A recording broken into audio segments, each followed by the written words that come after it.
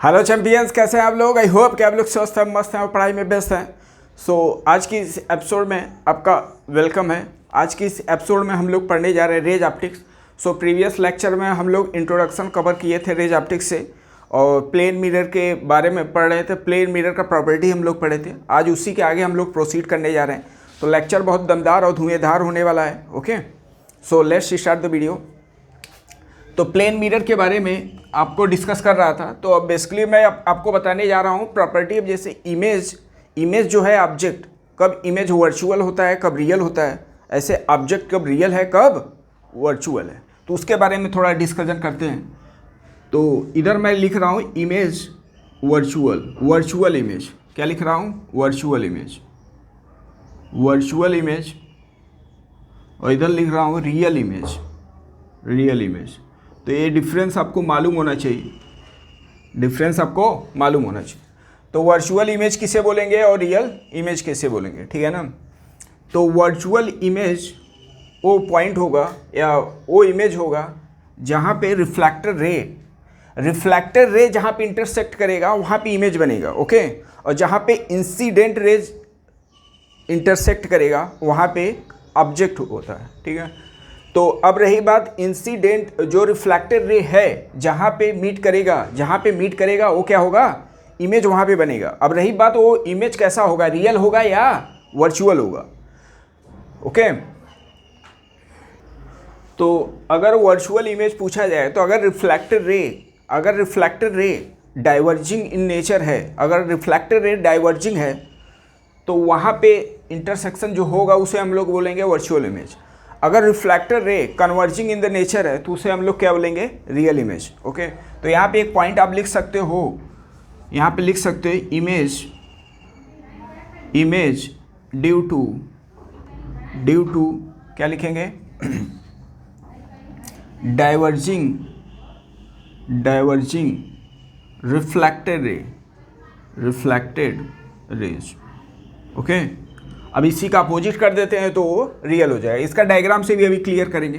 तो इसमें क्या लिखेंगे हम लोग? Image due to converging reflected raise.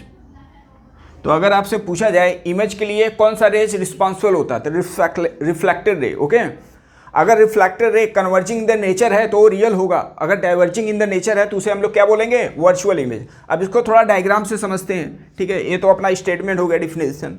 अब इसको डायग्राम से समझेंगे, थोड़ा विजुलाइज होगा। विजुलाइजेशन होना बहुत ज़रूरी है। ये आपका क्या है? मिरर है। ओके, सपोज दैट कोई रेज ऐसे आ रहा है और इधर से भी ऐसे है, तो जितने एंगल से जाएगा उतने एंगल से रिफ्लेक्ट करेगा। तो जाके कहीं यहाँ पे रिफ्लेक्ट किया तो यहाँ पे अपना क्या हो गया? ये रिफ्लेक्टर रे कैसा रेज है? रिफ्लेक्टर रे। तो रिफ्लेक्टर रे जहाँ पे इंटरसेक्ट करेगा वहाँ पे क्या होगा? इमेज बनेगा। तो ये मेरे लिए इमेज है। अब इमेज ये देखें कैसा है, जो रिफ्लेक्टर रे है कन्वर्ज कर रहा है कि डाइवर्ज कर रहा है। तो ये फाइनली क्या हो रहा है? रेज रिफ्लेक्टेड जो रेज है वो क्या हो रहा है? कन्वर्ज हो रहा है। तो कन्वर्जेज रेज है तो इसका मतलब एक ऐसा इमेज होगा, रियल इमेज होगा। कैसा इमेज होगा? रियल इमेज होगा। तो इसको एग्जाम्पल से आप क्लियरिटी लाते रहें। ओके, सो एग्जाम्पल और डायग्राम से समझना आपके लिए थोड़ा इजी हो जाता है। ओके, अब हम लोग समझते हैं। ये तो रियल इमेज आपको बता दिया। वर्चुअल इमेज अगर समझना है तो कैसे करेंगे? तो वर्चुअल तो ऐसे डायग्राम बहुत बनाए हो आप। यहाँ पे कोई ऑब्जेक्ट मैं रख दिया, यहाँ पे कोई ऑब्जेक्ट से बहुत रेज निकलेंगे। रेज कहाँ से निकलता है? ऑब्जेक्ट से। Be careful. ओके, सो अब इसको हम लोग क्या करेंगे? ये रिफ्लेक्टर रे और इधर से भी एक रेज गया इंसिडेंट, ये भी जितने एंगल से जाएगा उतने से रिफ्लेक्ट होगा। अब ये जो रिफ्लेक्टर रे है एक अभी तो मिलेगा नहीं, बट इसको बैक ट्रेस किया जाएगा तो आपको लगेगा कि यहाँ पे है, यहाँ से रिफ्लेक्ट हो रहा है, ठीक है ना। तो ये मेरे लिए पहली बात तो आपको चेक करना हो अगर इमेज, तो आप चेक करो रिफ्लेक्टर रे कहाँ पे। रिफ्लेक्टर रे से ही इमेज बनेगा। ओके, तो मेरे लिए रिफ्लेक्टर रे ये है और जहाँ पे इंटरसेक्ट करेगा, अब ये तो अभी तो डाइवर्ज हो, इधर तो इंटरसेक्ट करेगा नहीं, तो इसको बैक ट्रेस करेंगे। तो बैक ट्रेस करने पे यहाँ पे मीट कर रहा है तो इसका मतलब यहाँ पे इमेज बनेगा। और ये जो रिफ्लेक्टर रे है नेचर में कैसा है? डाइवर्जिंग। तो डाइवर्जिंग अगर है तो इमेज कैसा बनेगा? वर्चुअल इमेज बनेगा। ओके, तो आई होप कि आपको एक क्लियरिटी आ गया कि इमेज, वर्चुअल इमेज और रियल इमेज, अगर कोई पूछ रहा है इसके बारे में तो आप बता सकते हो। ओके, और डायग्राम भी क्लियर कट में आपको मालूम होना चाहिए। तो इमेज के बारे में हम लोग समझ चुके। अब इसके आगे समझते हैं ऑब्जेक्ट। तो ऑब्जेक्ट भी आपका रियल ऑब्जेक्ट होता है, वर्चुअल ऑब्जेक्ट होता है। ओके, तो ऐसे सिमिलरली अभी इमेज के पैरेलल ही इसको लिखते हैं। तो इधर लिख रहा हूँ रियल ऑब्जेक्ट, इधर है वर्चुअल ऑब्जेक्ट। कौन सा ऑब्जेक्ट? Virtual object. ओके, तो रियल ऑब्जेक्ट और वर्चुअल ऑब्जेक्ट में क्या डिफरेंस है और उसको रे डायग्राम से कैसे क्लियर कट में हमको समझना होगा। तो फर्स्ट ऑब्जेक्ट अगर है तो कौन सा रेज रिस्पॉन्सिबल है? इंसिडेंट रेज रिस्पॉन्सिबल है। तो अगर रे डायग्राम बना रहे हैं आप तो उसमें आप सर्च करो इंसिडेंट रेज कैसा है। अगर इंसिडेंट रेज अगर डाइवर्जिंग इन द नेचर है, अगर डाइवर्जिंग इन द नेचर है तो वहाँ पे जो ऑब्जेक्ट होगा वो कैसा ऑब्जेक्ट होगा? Real object. अगर incident rays converging in the nature है तो इमेज कैसा होगा? वर्चुअल। ठीक है, तो दोनों में डिफरेंस समझ में आ गया। तो इसको पहले लिख लेते हैं। क्या लिखते हैं इसमें? तो लिखेंगे डाइवर्जिंग, ये क्या होगा? डाइवर्जिंग। इंसिडेंट रेज कैसा होना चाहिए? डाइवर्जिंग होना चाहिए। तो इंसिडेंट या intersection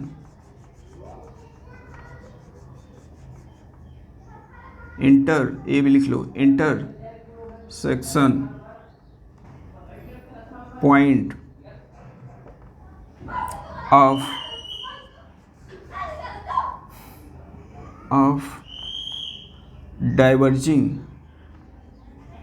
diverging incident rays. Okay, ये पॉइंट था।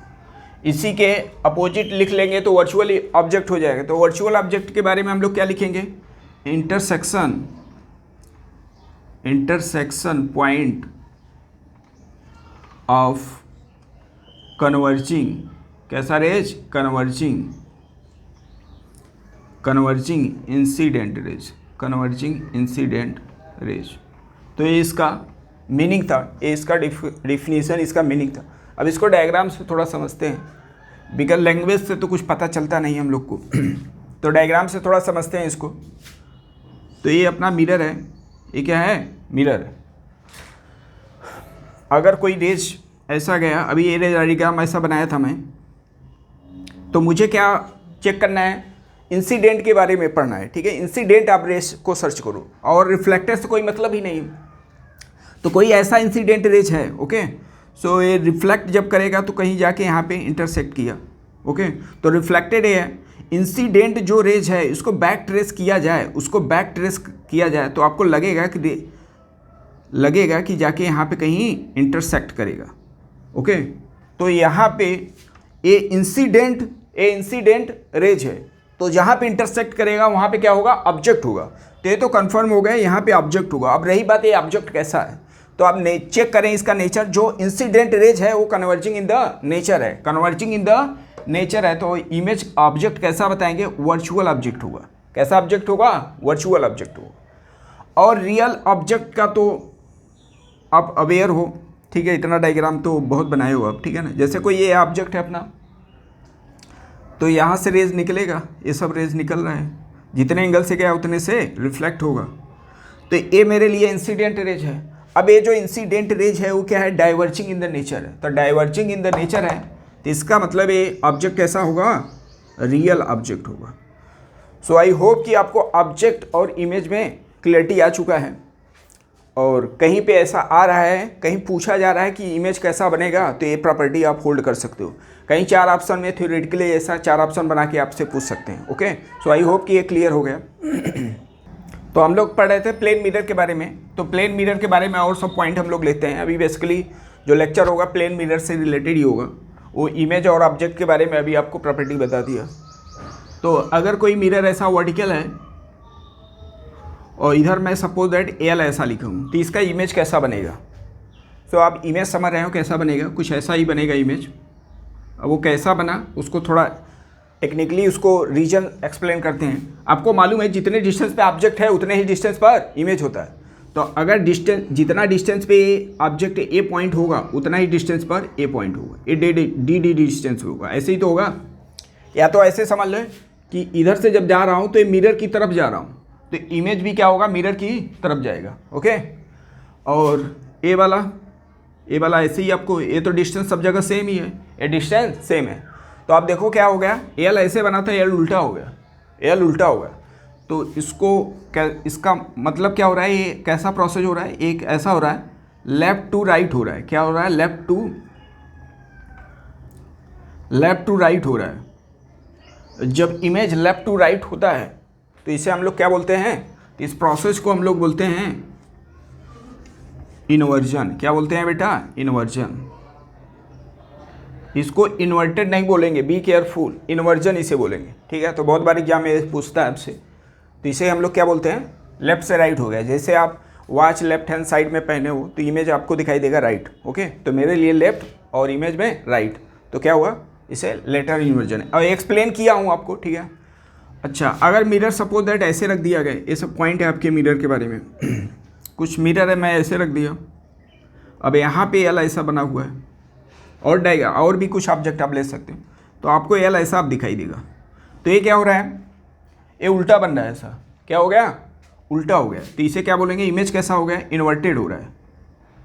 तो इन्वर्टेड हो रहा है। ठीक है। तो इन्वर्टेड हुआ, तो इस प्रोसेस को हम लोग क्या बोलेंगे, इस प्रोसेस को बोलते हैं परवर्जन। क्या बोलते हैं, परवर्जन। तो ये किसका एग्जाम्पल है बेटा, परवर्जन का एग्जाम्पल है, परवर्जन किसका एग्जाम्पल है, परवर्जन। तो एक आपको परवर्जन बता दिया, एक इन्वर्जन। ओके।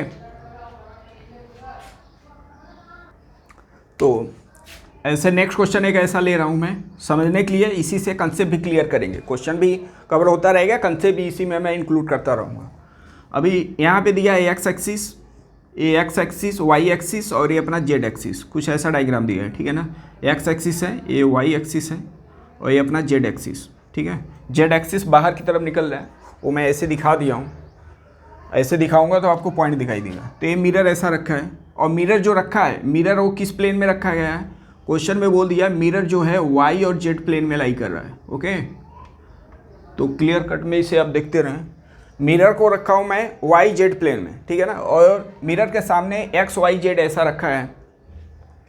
तो आपसे पूछ रहा है इमेज कैसा बनेगा, तो इमेज आप बना सकते हो, इमेज तो जितने डिस्टेंस पे है उतने डिस्टेंस पे वाई एक्सिस भी बनेगा।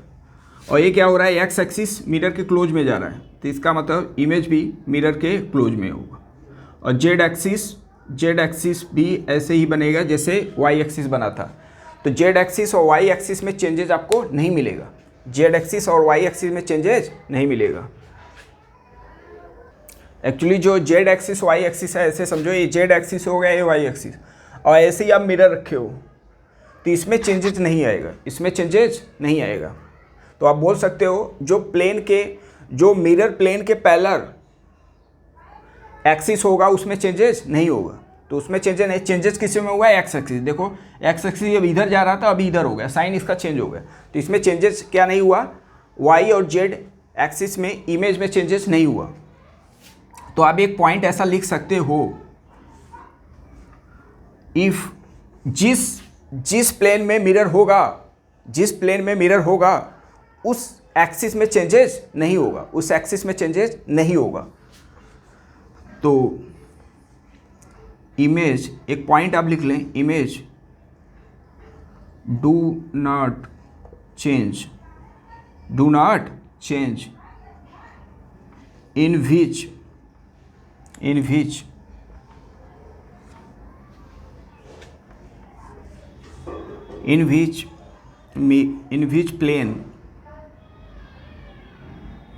which plane mirror lies। जिस प्लेन में मिरर लाइज करेगा उसमें इमेज में चेंजेस नहीं होगा। ओके। तो ये पॉइंट आपको नोट करना है। अब ऐसे कहीं एग्जाम में क्वेश्चन आ रहे हैं तो आपको चेक करना है कि आप चेक करो मिरर किस प्लेन में लाई कर रहा है। ठीक है ना। अगर एक्स वाई प्लेन में है तो एक्स वाई में चेंजेस नहीं होगा। अगर एक्स जेड में मिरर रखा है तो एक्स और जेड एक्सिस में चेंजेस नहीं होगा। अब ऐसे इसी बेस पे एक मैं क्वेश्चन आपको दे रहा हूँ। कुछ ऐसा है कि सपोज दैट ये अपना मिरर है, ये क्या है मिरर। मिरर क्वेश्चन में दे दिया है किस प्लेन में लाई कर रहा है, एक्स वाई प्लेन में लाई कर रहा है मिरर। मिरर क्वेश्चन में दे दिया है एक्स वाई प्लेन में लाई कर रहा है। ये कोई मेरे लिए इंसिडेंट रेज है, ये कोई इंसिडेंट है, और इंसिडेंट जो रेज है उसका आपको दे दिया इक्वेशन 3x माइनस वाई और प्लस 2z ऐसा दिया है। तो आपसे बोल रहा है रिफ्लेक्टेड रे का इमेज क्या होगा, रिफ्लेक्टेड रे का इक्वेशन क्या होगा, रिफ्लेक्टेड रे का इक्वेशन क्या होगा। तो आपसे पूछा है equation of reflected ray, reflected ray.